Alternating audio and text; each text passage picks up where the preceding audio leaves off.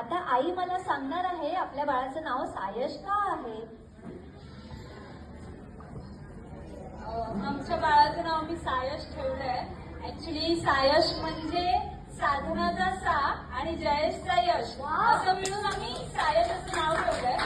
आणि सायशचा अर्थ असं होतं की इंडिपेंडंट, अम्बिशियस, ज्याचं म्हणजे ध्येय खूप असं उंच आहे